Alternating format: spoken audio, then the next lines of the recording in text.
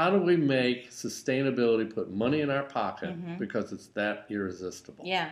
Well, a lot of it has to do with how you message to consumers. So, irresistible can be that it's more convenient for you, so you opt into something. It could be that it's going to save you some money, so that seems like an obvious choice. Absolutely. It could be irresistible because it's beautiful, and it's something that you that you desire. It tastes good. Yeah, it tastes good. It's delicious. So instead of focusing on issues that are really not that understandable to consumers around climate change, or the average consumer, I should say, climate change, or read this global technical warming, label, technical stuff. Instead, how about we talk about this will save you some money, or this will make your life better in some way.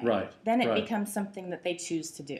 Engagement is what probably Saatchi and Saatchi S is best known for. And why is that? Because we did all the employee engagement work with Walmart. We got 1.3 million associates to adopt a personal sustainability promise. 1.3 million now? Yeah. Wow. Yeah. Congratulations on that. And we've since done a similar program, sort of massive employee engagement programs with AT&T and Life Technologies and others. The way we work in engagement is to say, let's not make this hard for you. Let's keep it really simple, and let's actually ask you to do one thing. So do one thing. One thing. It's a DOT. We call it a DOT program. So everybody has their DOT. Everybody has a DOT.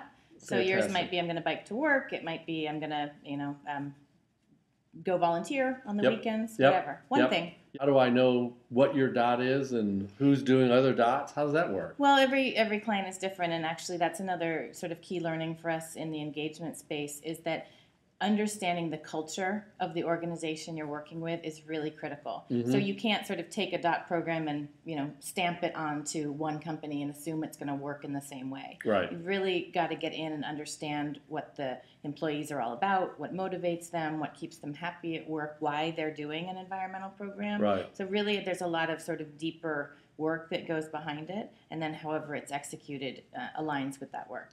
You mentioned, I think it was Life Technologies.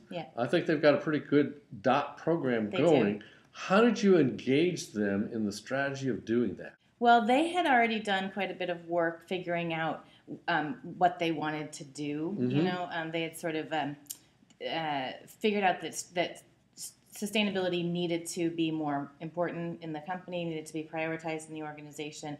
And then when they came to us, it was with the question around, how do we actually make this meaningful? How did you shape their DOT program to make it work for them? Because they're kind of like scientists. They're and very sciencey. geeky and smart people, right? Yeah, and actually Meredith Raymond is here at this conference, and I just heard her saying this yesterday, so I can give it to you fresh, which is that it was when one of the employees went around with a tray of homemade chocolate chip cookies and said, I'll give you a cookie for your DOT.